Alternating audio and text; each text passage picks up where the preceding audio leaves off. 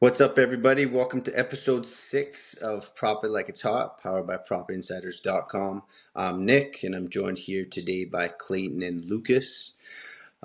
Today's insights discussed throughout our time here are again powered by PropInsiders.com, your home for the best prop stats, info, and trends. Clayton, say what's up to the people. What's going on, buddy?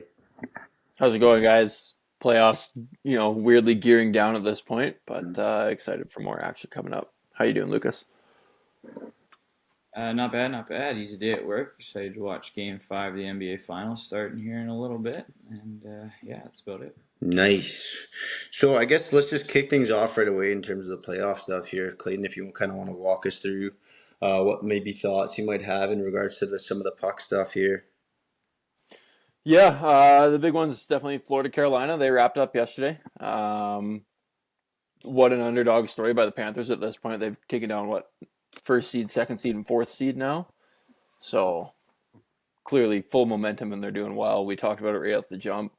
I misspoke and said Bobrovsky is going to have a great playoffs, and you guys were all about lying. And look who's having a great playoffs now. It's Bobrovsky. So first ever sweep by the Panthers, and what's crazy to me. That's Yeah. a long time they've been around. I mean, they weren't in the playoffs for forever. They were kind of laughing at just stock. Yeah. But the bigger news is the Hurricanes are now 0-16 in the Eastern Conference Finals in their last 3 visits.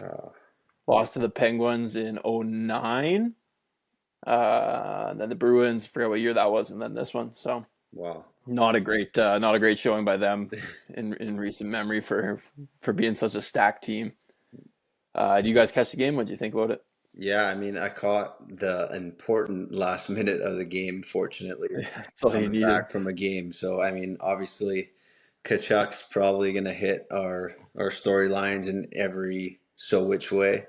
Obviously, scoring in, I believe, every game except for one.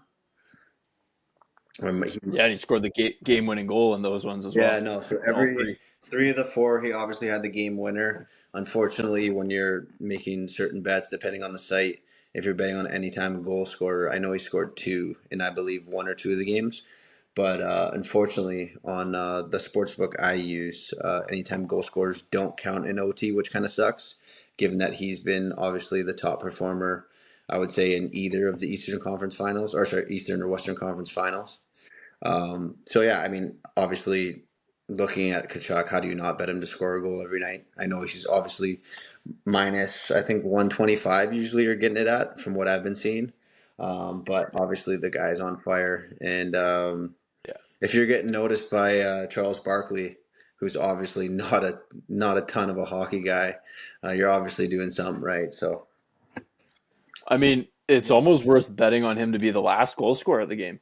yeah, Like that's three of I them like this that. time. Like it might those odds are usually up 500, 600 to almost 1,000 depending on the guy. Like might be worth sprinkling on. I've never done it before. I've done first goal scorer but never last. But Wow, I kind of like that a lot. That's crazy. yeah, I think right now he's plus 350 for Conn Smythe. So if you're thinking that the Panthers are going to win, that's probably your best bet. Bobrovsky's I don't plus 200. Okay, so who do you think is know. going to win is the question. It's gotta if Florida Panthers win, like I want to say Kachuk's gonna win because of every MVP. All these awards are geared towards offensive players, but there was a stat I think before Game 4 where in this playoffs, Bobrovsky saved like 18 and a half goals above Yeah, I expected. saw that, and And that, he was also yes, the top 3 all time in a conference final for save percentage at like 971. Yeah. yeah, like that is lunacy. When I turned the game on with like 10 minutes left yesterday, I looked at the shots. It was like Carolina at 39, the Panthers at like 23 or something around there. And I was just like, how are they winning this game? But just Bobo's on another level. Yeah, All Um, one goal games too in that series. yeah. I mean, if you're a Hurricanes fan, like, damn, sour taste in your mouth yeah. because it's not like you really got outplayed per se. You had your chances, you had opportunities, you were right there, Yeah. and just at the end of the day, you couldn't get it done. And I think Rod Brindamore even said in a post game press conference. I don't know if it was after Game 4 or Game 3, but he's just like, "There's not much I can tell my team. They're playing exactly how I want to, and they're playing great, and it's just not getting it done." The Panthers are a wagon, and they're humming. They're humming, and whoever gets them out of the West is going to be in trouble. And especially for how that arena is usually relatively empty, that place is rocking right Packed. now. Yeah. Yeah, fans are coming out of the woodwork, and they are showing up, and they're making that a fun place to be right now. For Yeah. sure. So I mean, if you're thinking that the Panthers are going to be, I mean, it looks like Vegas, Yeah. and we'll segue into that. But if you think they're going to win, you might as well throw some on Bobrovsky at plus 200 Yeah. at minimum. Like you're gonna be better odds on that than the series will give you. So Yeah. Yeah, I guess, I mean, in terms of that segue, let's just hop right into that Vegas series. Obviously, game 3, the big question mark was Jamie Benn's decision late in the game there.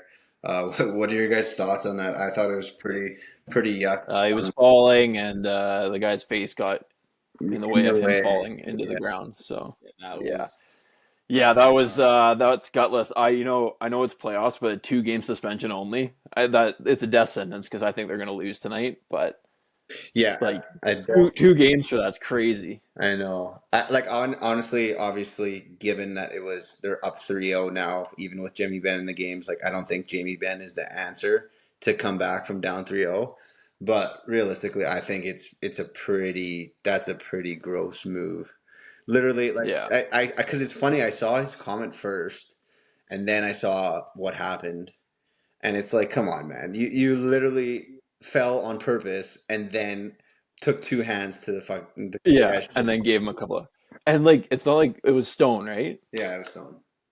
Yeah, it's not like Stone did anything like major there. If there was contact, it was purely incidental. So I mean, yeah, I guess this is kind of another one in the line of Jamie Benn's a bit of a hothead because there's that clip. I don't know how old it is at this point, but where he's kind of like hugging the guy. Someone's fighting in the corner, and they're just kind of chilling.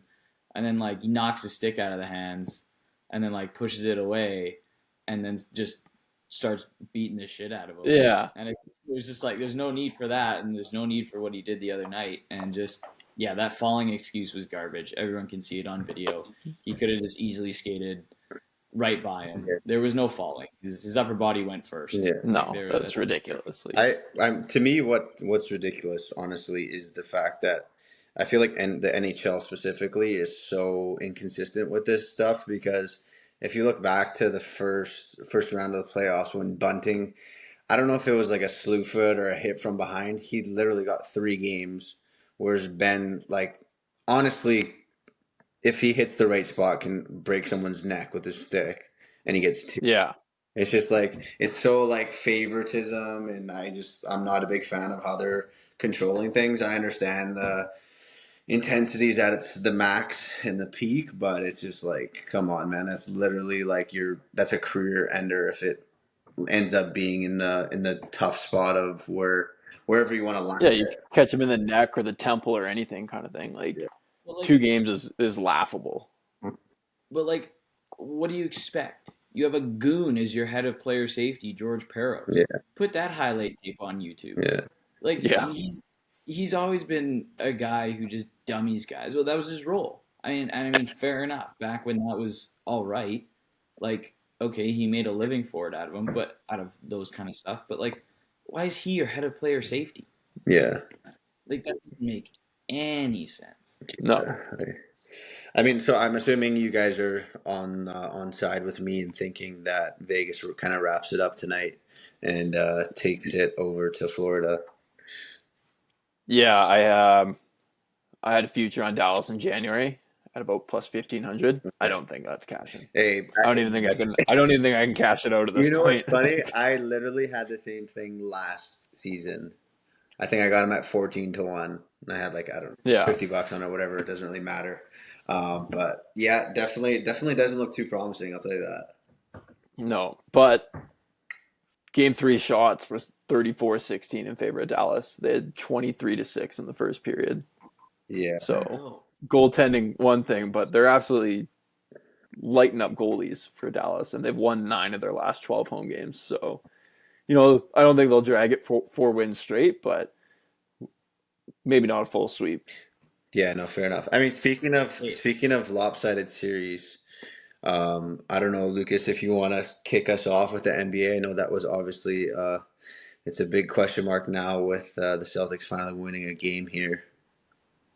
yeah, I mean, it might be too little too late with Boston finally waking up to take game four, 116-99.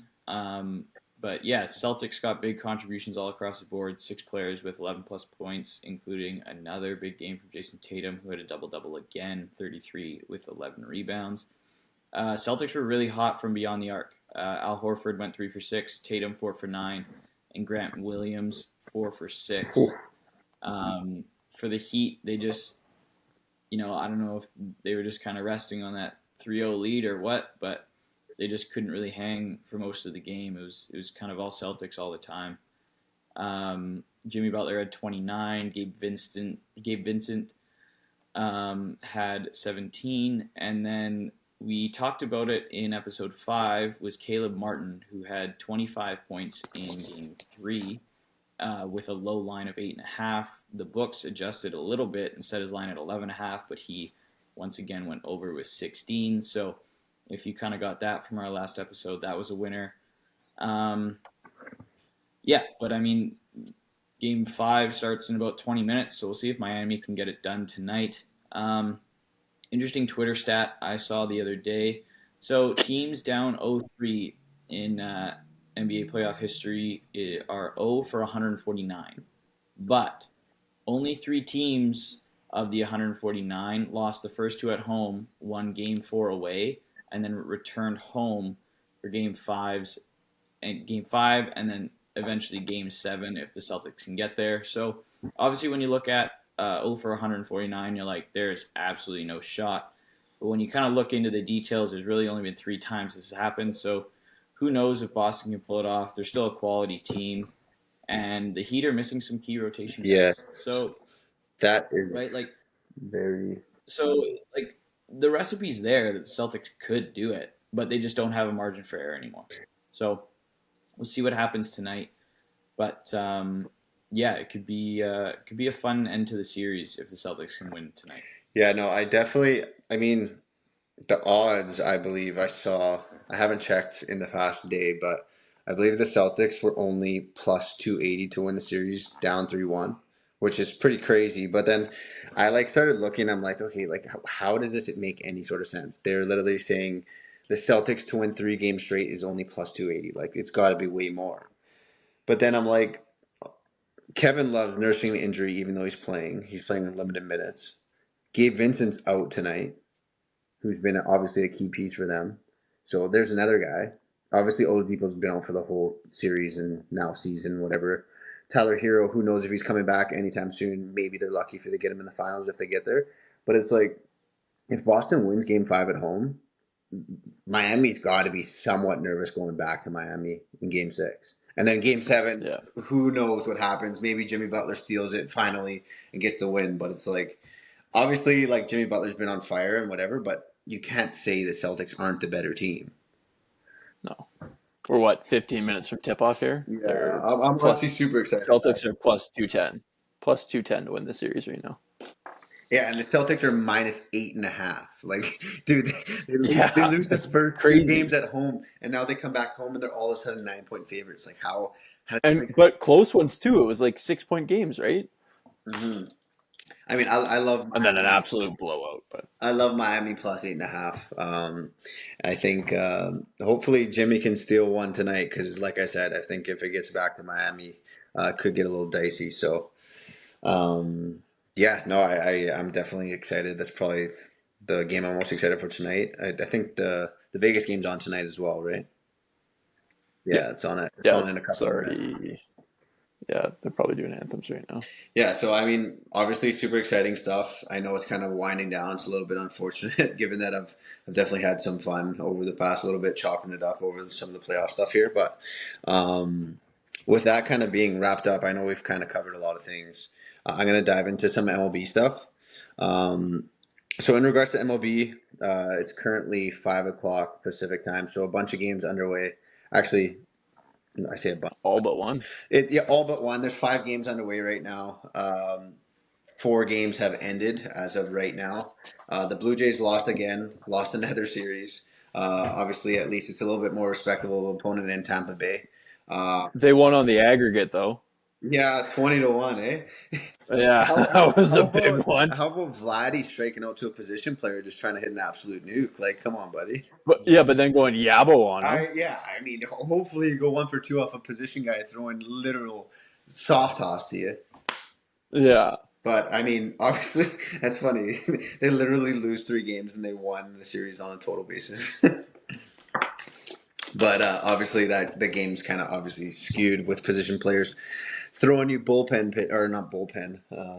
I mean, if you're gonna put a position player in, hit a grand slam. Like Yeah. I'm all for that. There's so many No. people. Again, we talk about the unwritten rules kind of thing. Like respect yourself, otherwise the offense isn't going to. Yeah, no, I get resting your guys, but people that complain when if he does that, I mean they had a monster ninth. So yeah, no, I definitely have. I don't have any issues with him trying to pad the stats. Obviously, these guys have bonuses in place for a reason. So, if you get yeah, lucky spots like that, you might as well take them.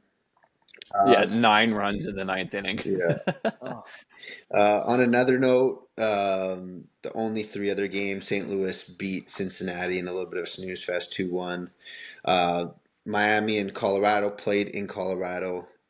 Obviously, with the thin air there, you're looking at a lot of overs, and the over hit yet again, even though the Miami doesn't really produce many runs on the year. That was 7-6 for Colorado. And then Rougned Odor, surprisingly, I don't know if it's a name you've heard in a long time. You might not have heard his name since being on the J or throwing Just since his punches. karate chop. Yeah, since his karate chop. But he hit a 3-run bomb tonight, leading to a Padres 8-6 victory over the Nationals. So, a couple things here. We'll get to our parlay in a bit, but I just want to go over a couple things in terms of our prop leaders on propinsiders.com. Couple cool things, given that, again, we're gone through a good chunk of the season so far now. So, getting some good trends and surprisingly still a lot of super strong stuff. So in regards to pitching, I'm going to do one pitching and one hitting today, or one batter's props, whatever you want to call it. Total outs recorded. I believe I went through this in either episode 1 or 2 of the podcast. Essentially, again, this is a guy I mentioned before, Justin Steele for the Cubs. He is 100% on the road still, 9-1 on the season for total outs recorded. So great stuff from him. He's topping the list. Tied for him at first place is Logan Webb of the San Francisco Giants. He's 100% at home. So Steele's 100% away in terms of the over. Logan Webb's 100% at home in terms of the over. And then down to third spot, also tied at 9-1 on the year. Joe Ryan is 100% over on his away start. So a bunch of good stuff. There's still a couple 100% guys down the list, but something you guys, the listeners, can see on propinsiders.com if you want to head to the site and look into it a little bit more. The batting stats I wanted to go through are total RBIs, which is kind of juicy because a lot of these guys at the top of the list, you might not be getting plus odds anymore, but everyone else, you're pretty much getting plus odds. Surprisingly, at the top of the list are 2 Texas Rangers. Surprisingly, to me at least. Obviously, this team, they made some moves in the offseason to make it happen this year. Marcus Semien tops the list on the year at 26 wins and 23 losses. When we say losses, we refer to unders on the site. So 26 overs, 23 unders with RBIs in 72% of away games, which at plus odds, you're getting good value there. So a play to look into. It's not my play of the day today, but something to look into. And then his teammate Adolis Garcia, who's having kind of a breakout season, he is 24-24. Might not sound great, but realistically, getting always plus odds. So you're winning better if you bet it every game this year for sure. At home this year, he is 58% on the over. And third on the list, and I guess I'm going to say fourth because it's not so surprising, but Rafi Devers for the Red Sox. He has RBIs in 54% of home games, and then fourth on the list at 23 and 20. I guess he missed a couple games because a lot of these guys have a couple more. But Yordan Alvarez has 65% over on an RBIs prop for the Houston Astros on the road. Good pronunciations this time, Nick. Yeah, no, Attaboy. finally, I didn't have any. Yep, got those To be names. honest, I was starting to sweat a little bit. I was getting a little nervous. One more Spanish name, and that was I it, hey? I mean, you figure if you watch baseball enough, you hear the announcers say the names. But some of these teams, like the Athletics, I'm never watching them play, no matter if they're playing the Yankees, and I love the Yankees, but I'm not watching that garbage for sure. But yeah, so that kind of wraps it up for today's MLB. Hold Yeah, on. go. For baseball stuff. Just one thing for anyone watching, our prop leader section, especially the total bases props, there's a lot of insane trends. There's 32 guys on our leaderboards that are over their total bases prop in 8 of their last 10, and 14 over in at least 9 of the last 10. One of those guys, very underrated. I wrote about him in an article the other day. Cubs outfielder Christopher Morel hasn't really played much, only 13 games with a prop offered, but he is still 13 and 0. Wow. And a lot of these aren't close. His line's still usually at about just over half a base, but his totals the last few games, other than yesterday versus the Mets, where he only had 4-4-6-4-6 total bases. Wow. Like he's been destroying those lines. So Christopher Morel over in all 13 games he's at in a prop this year. Could be good luck to continue to bet on that as well. Sweet. So I'm going to kind of hop into our parlay segment, as always, to wrap up our little time here. I got the glasses on today. Hopefully, it's finally good luck for us. But essentially, the propinsiders.com 3-leg parlay. I'm going to kick us off. We're going to do all MLB today. My pick of today, or for tomorrow's games, which will be Friday, is Jorge Soler for the Miami Marlins over on his total basis prop. He is 3-0 in his last 3 on the road, 4-1 in his last 5, 8-2 in his last 10. Versus left-handed pitching this year, who's facing Reed Detmers tomorrow. He is hitting 400 on the season with 6 total bases in his last 3, 15 total bases in his last 5, and 26 total bases in his last 10 against left-handed pitching. So that's my pick of the day. Lucas, if you want to give us yours. I got Blue Jays outfielder Kevin Kiermaier. Total bases over 0.5. Not great odds at minus 183, but strong trend over 9 of his last 10. Since 2018 is over in 7 of 9 versus the Twins overall. Playing away in Minnesota, he's over in 3 out of 4 games, averaging 3.25 bases per game. And he's over 0.5 bases in 68.3% of games this year. If you want to boost the odds rather than take the minus 183 on that, Kiermaier is also over his singles prop in 9 of 10, and that is around plus 100. So yeah, if you want to take the better money on that, then both are good plays. And Clayton? Yeah, I'll wrap it up. Wore my Canadiens hat just for him, even though I think I wore it last episode as well. Former Vancouver Canadian, Lane Thomas, playing for the Nationals, going up against the Royals, who are not doing too hot this year. His total bases, he's 10-0 in the last 10, 37-11 on the season. 28 total bases in his last 10 with a 0.36 batting average. And they're going up against Jordan Lyles, who's 0-8 this year with a 7.15 ERA and 11.8 total bases against in the last 10. So, wow. Like that one there.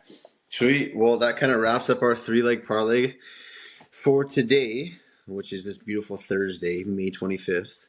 Thank you guys for listening. Hope you have a great day. And don't forget to visit the site, propinsiders.com. Thank you guys.